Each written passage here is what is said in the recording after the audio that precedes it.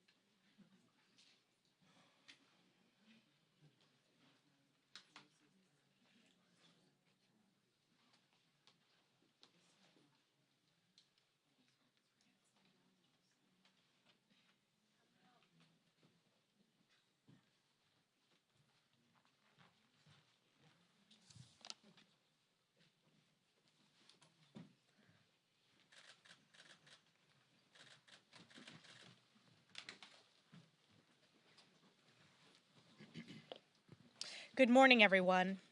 Under the failed far-left Democrat leadership of Joe Biden, our country is unrecognizable and the American people know it.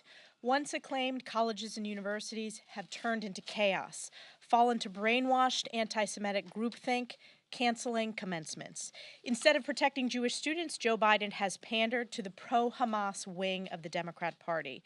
And campus leadership has shamefully followed suit, negotiating with these pro-Hamas terrorists and submitting to their demands, following Joe Biden's pattern of appeasement.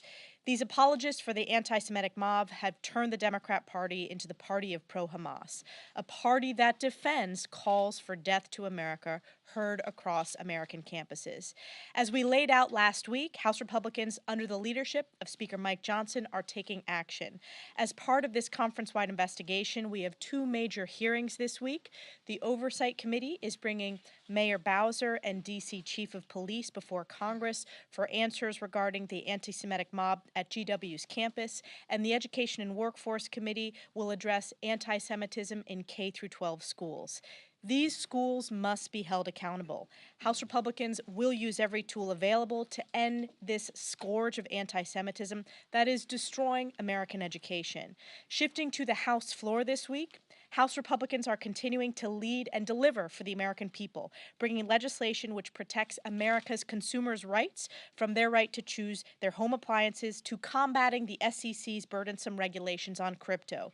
We are joined today by our colleague and friend Debbie Lesko to discuss her bill, the Hands Off Our Home Appliances Act, which protects Americans from Joe Biden's failed far-left anti-American energy agenda. Debbie. Thank you and good morning. Thank you, Speaker Johnson, Leader Scalise, Whip Emmer, and Chairwoman Stefanik. I am grateful for this opportunity to highlight my bill, the Hands Off Our Home Appliances Act. This bill prohibits the U.S. Department of Energy from prescribing any new or amended energy efficiency standards for a product that are not technologically feasible and economically justified. I am saddened that we even need a bill like this. However, as we have experienced under this administration, the Department of Energy has unleashed an avalanche of new regulations for household products, including stoves, dishwashers, washing machines, showers, toilets, water heaters, air conditioners, heat pumps, and furnaces. No government bureaucrat should ever scheme to take away Americans' appliances in the name of a radical environmental agenda. Yet, that is exactly what we have seen under the Biden administration. I was proud to lead the House Republican effort to protect our gas stoves, and I am proud again to lead this effort to protect our home appliances. My constituents in the North and Northwest Valley of Maricopa County, Arizona, do not want this government interference in their homes and lives. I know that millions of Americans around the country feel the same way. I urge all of my colleagues, both Republicans and Democrats, to support this bill.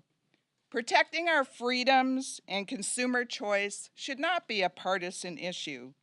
Republicans and Democrats should come together to pass this common sense legislation and tell President Biden to take his hands off our home appliances. Thank you.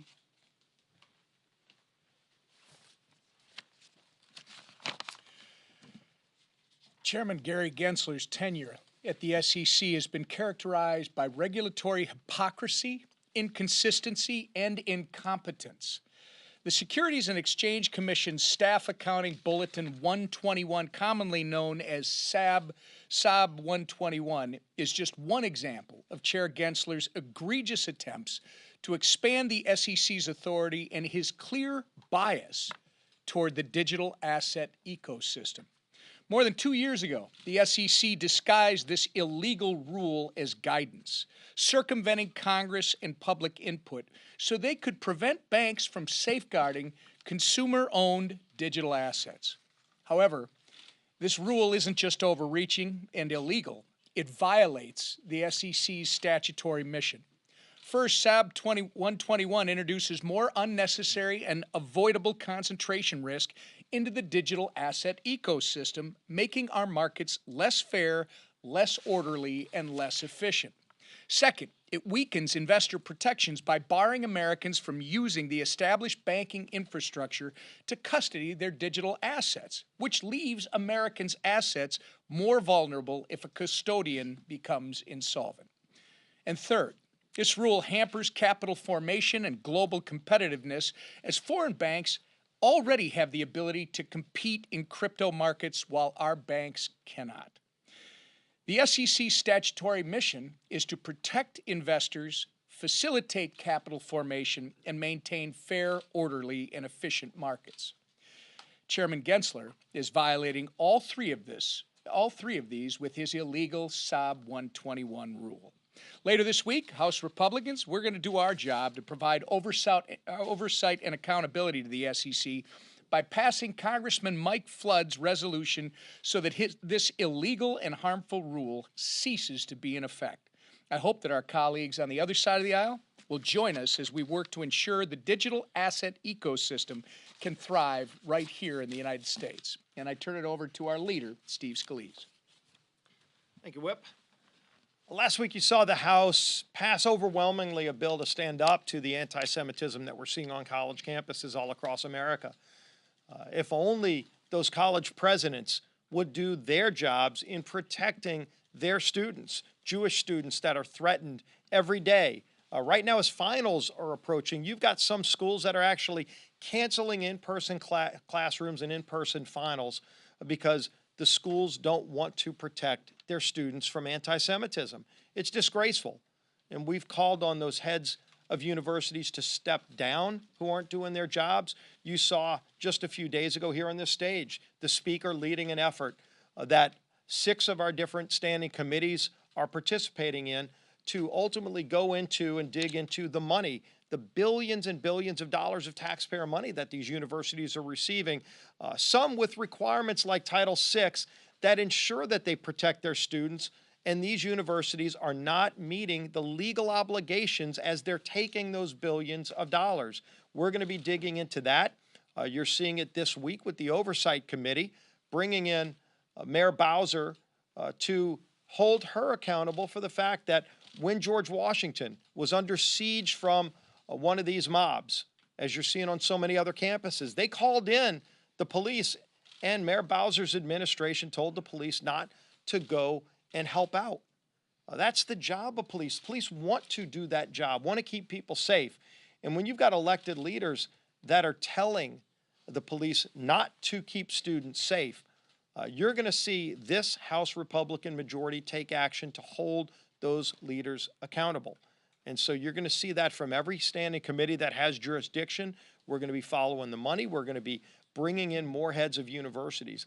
This isn't going to end.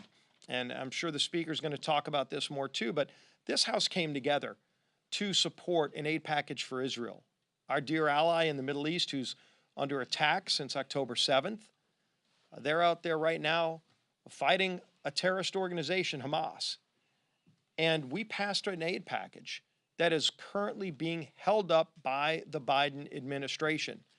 It is time for the Biden administration to stop holding up that aid to Israel.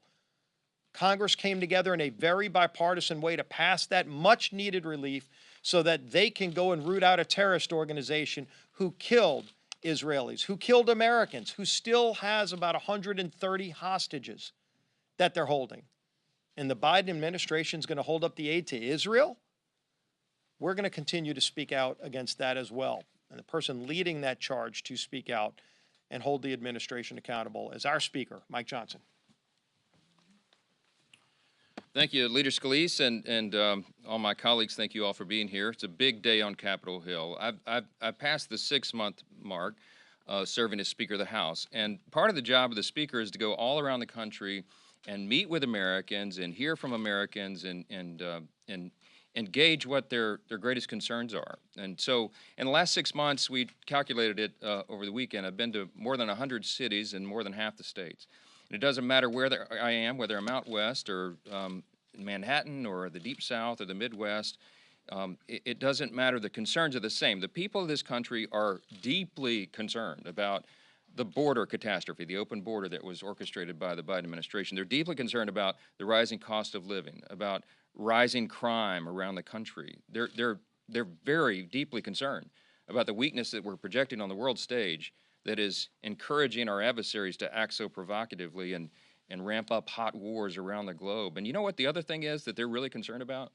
They're deeply concerned about the institutions of government itself. That we're trying to keep steady hands on the wheel here and keep the legislative branch moving and operating in the best interest of the people. And that's a heavy task when we have divided government as we do, and the smallest majority in U.S. history, famously, that everybody knows. But one of the things that is also in jeopardy right now is our judicial branch, and it's our system of government itself. And I don't think we can say often enough here how much that has been abused under this administration, and with local prosecutors, state prosecutors, and at the federal level, who are using lawfare. They're using our judicial system to go after political opponents. The most obvious example of that, and I think the most egregious one in history, is what is being done to Donald Trump right now. This is yet another week where cable TV has a split screen image, right? On one side, turn on any news station, you see the partisan prosecutors and the double standard DOJ going after President Trump. And on the other side, college campuses being wrecked by anti-Semitic mobs. In Manhattan, in the New York case, I mean, it's play-by-play on all the stations, right? That case should never have been brought. If there's ever been an example of lawfare, everybody can look at that and see. The trial is being orchestrated by Democrat supporters of President Biden who are trying to make a name for themselves. I mean, they're pretty open about that. They used it in their campaign pledges. We've got a Democrat district attorney, a Biden donor judge, whose daughter is a Democratic political consultant and has clients that use the case in their solicitation emails to raise money. And now we've learned there's an assistant DA who was recently a top man at the DOJ and received over $10,000 in payments from the Democratic National Committee. This is all wrong. It doesn't matter what political party you're in. You have to look at this. If you look at this objectively, you know deep down that this is wrong. And think about all this in the context of New York. Assaults in New York are at their highest level ever. Crime is through the roof. The DA has decided to bring an 8-year-old bookkeeping charge that rests on the testimony of a long-proven liar and perjurer. And the judge, who is a well-known Democrat, is pursuing an indefensible gag order on President Trump. Now just think about that. Think about the magnitude of that. He's trying to override President Trump's constitutional right to defend himself against the constant smears of his political opponents in an election year. But not just any election year. The election year that most everyone understands is the most fateful one of our lifetimes. You cannot call yourself a serious judge and threaten a presidential candidate with jail time when he defends his reputation in public in the middle of a campaign. And I think everybody of good conscience understands that. Then we have the classified documents case where President Trump is being treated completely differently from President Biden. Again, this is something that is just obvious that everybody can see. Biden, of course, willfully retained and disclosed classified material. But because he is, quote, an elderly man with a poor memory, unquote, it was decided the DOJ would not be bringing charges. What the American people see, and I mean this is across the country, this isn't just red states, it's blue states as well. They look at this and they see an incredible double standard. It's just blatantly on display. It's the weaponization of our justice system, and every single person of good conscience and common sense can see that clearly. And it's disturbing to them. Why? Because in our system, in a constitutional republic, if the people do not believe that the justice system is fair, that you really do have equal justice under law, then they throw their hands up and they say, what is there to believe in? It's critical. It's a foundational component of maintaining a republic, and they are jeopardizing this for political purposes. Now we're learning that the prosecutors in the Jack Smith case have even engaged in evidence tampering during the raid at Mar-a-Lago. But here's the point. The entire case turns on what happened with those documents. And Jack Smith has admitted that things were not as they should be with the boxes. It just raises very serious questions. And these cases are a coordinated political attack, plain and simple. They are a clear attempt to keep Donald Trump in the courtroom and off the campaign trail. That's what this is. It's an election interference. It is borderline criminal conspiracy, and the American people see right through it. President Trump has done nothing wrong here, and he continues to be the target of endless lawfare. It has to stop. And you're going to see the United States Congress address this in every possible way that we can, because we need accountability. Ultimately, at the end of the day, it's bigger than President Trump. It's about the people's faith in our system of justice. And we're going to get down to the bottom of it. All these cases need to be dropped because they are a threat to our entire system. On these other issues, while these sham trials go on up and down the East Coast, across America, you got college students wondering whether their careers about graduation and after graduation are going to be even possible, because now they're interrupting their lives again. These are the same kids you've seen, same students who, many of them had their high school commencement ceremonies canceled because of COVID. Now, 4 years later, they're getting their graduations canceled. They don't know whether they're going to have that opportunity at all. Ceremonies across the country are being thrown into turmoil because you have weak administrators who have allowed the anti-Semitic rioters to take over campus and cancel graduations and disenfranchise the students who are trying to follow the law and do the right thing. Columbia's announcement that it's going to cancel its graduation is a disgrace. These administrators have failed to fulfill their first responsibility, and that's to keep the students safe, and there should be consequences for their inability or their unwillingness to maintain order on their own campuses. We have called for these resignations of these administrators, or they should be fired. This week, as part of our house-wide effort, you heard we're going to crack down on anti-Semitism, and we have several committees looking into the origins of that on higher education and in K-12 schools. And additionally, the Oversight Committee will be looking into the encampments at George Washington University here, and we're going to ask Mayor Bowser, if she shows up for the hearing, why D.C. law enforcement has been so slow to respond to the request from the school. And with regard to Israel, and I'll take questions, just when we thought it was only university presidents who were caving into the absurd demands of the pro-Hamas students, the president himself has now reportedly halted ammunition shipments to Israel. We can see right through it. I mean, if this is true, and it looks to be true, that President Biden is clearly trying to placate the pro-Hamas element of his party. There's no other explanation for that. And if I remember correctly, and I do because I was here, House Democrats engaged in a sham impeachment of President Trump over questions about politicizing military aid. This is what's happening. This is a report on the ground in Israel that I got this morning. A shipload of munitions and precision weapons, which are to be used to help protect civilians in Rafah, is being withheld. Administration officials have assured Congress and have assured me personally, very recently, and as recently as last Friday, reaffirmed from my staff to my staff from theirs, that there would be no delay in assistance to Israel. This is not the will of Congress. This is an underhanded attempt to withhold aid without facing accountability. It's undermining what Congress intended and has acted to take care of by authorizing the aid to Israel. And so if the president truly wanted to defeat Hamas, like he said in the past, he wouldn't be standing in the way, preventing it from happening. I think that's clear. And we're going to try to get down to the bottom of that as well. With that, I'll take a few questions. Come on. Your criticism of these prosecutions against Donald Trump, will you do what Marjorie Taylor Greene is asking, which is to defund the special counsel's investigation and in criminal case against the president? Well, look, there's been a lot of discussion here amongst House Republicans in particular for a long, long time about the abuse of the special counsels. I mean, this is a tradition that goes back about a quarter century. Janet Reno, I believe, is the one that originated this idea. And the problem that we have, see, Congress has an oversight responsibility, and we've got to make sure that the justice system is maintained well, and that's our job. We also have the power of the purse. And the problem with this, that many of us see with the special counsel a statute, is that it goes outside of the regular appropriations process. It's sort of individually or self-funded. And so there's discussion this week, as there has been for a long, long time, about what is the most effective way for Congress to take the reins of that and ensure that the special counsels are not abusing the law themselves. And there's a lot of ideas about that. Discussions this week are nothing new, but we're looking very intently at it because I think the problem has reached a crescendo. I think, for all the reasons I just outlined here, I think there are serious questions on the part of the American people, and they want to know, they're asking us, what we can do to ensure that the law is followed, and we're looking at every possible angle on that, and stay tuned, we'll find out. Second row. Mm-hmm. Yeah.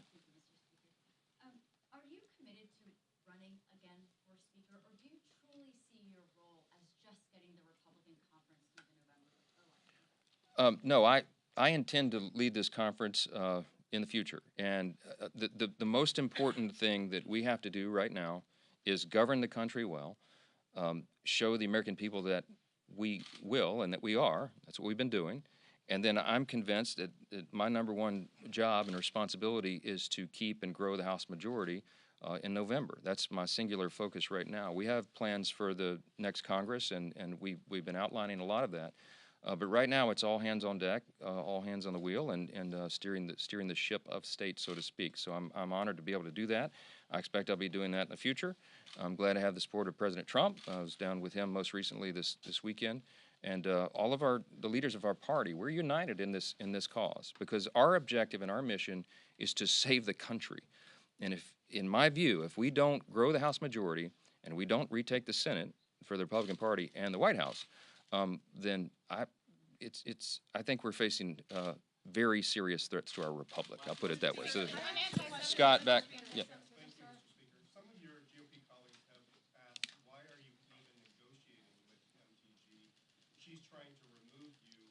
Why are you entertaining her demands? I think if John Boehner were still here, he might have called her a legislative terrorist. So, can you talk a little bit about why you decided to sit down? Well, let me address it. So yesterday I met at some length with Marjorie Taylor Greene and Thomas Massey. It was a good discussion. I thought it was productive. We'll visit again today. It's not a negotiation, okay? This is how I've operated as Speaker. I committed to do it before I became Speaker, and we've been doing this for the last 6 months. I reminded my conference of this just within the last hour. Everybody knows I have lengthy discussions, detailed discussions on a daily basis with members across the conference. There are 217 of us. it takes a lot of time. This is why I don't get enough sleep these days. But what it's required when you have the smallest majority in history is that you have to quite literally get everyone to work together. When you can only lose one vote on a party preference or priority, it takes a lot of time to build consensus. And so what I do every day, Scott, is almost on an hourly basis, is I hear suggestions and ideas and thoughts from members. My door has been open from day one. Everybody knows that. I mean, I spend endless hours at this. There's nothing unusual about this. I've heard Marjorie and Thomas's ideas, just like I have every day for the last 6 months, heard others. And I reminded the conference this morning, everybody has the same opportunity to do that. It's not a negotiation at all.